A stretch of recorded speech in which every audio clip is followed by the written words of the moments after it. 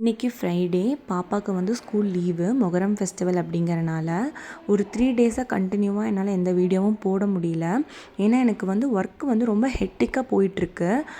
பாப்பாவுக்கு வந்து ஸ்கூல் டைமில் வந்து பார்த்திங்கன்னா 5:30க்கு ரொட்டீன் ஸ்டார்ட் ஆச்சுன்னா பாப்பாவை எழுந்திரிச்சு ரெடி பண்ணி அவளை ஸ்கூலுக்கு அனுப்பிட்டு நானும் ஒர்க் போயிட்டு ஈவினிங் 7 o'clock வந்து ஜிம்முக்கு போயிட்டு ஒர்க் அவுட் முடிச்சுட்டு வீட்டுக்கு வரத்துக்கு 9:15 ஆகிடுது.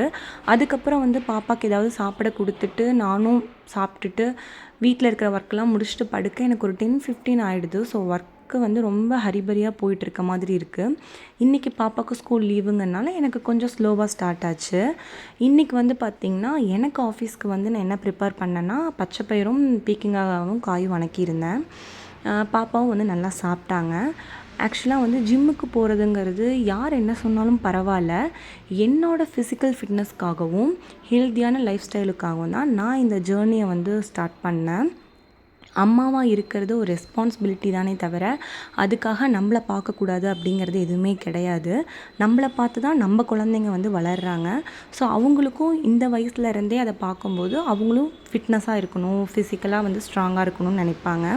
ஆஸ் அ லேடிஸாக கண்டிப்பாக வந்து நீங்கள் வந்து 1 hour உங்களுக்குன்னு டைம் ஸ்பெண்ட் பண்ணுங்கள்.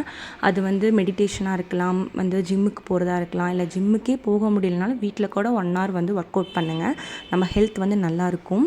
காலையில் வீட்லேயும் சாமி கும்பிட்டு நியர்பையில் கோவில் இருந்துச்சு, நம்ம முருகரை போய் நல்லா சாமி திருப்தியாக கும்பிட்டுட்டு பாப்பாவை கூட்டிகிட்டு நான் கிளம்பிட்டேன் ஆஃபீஸ்க்கு.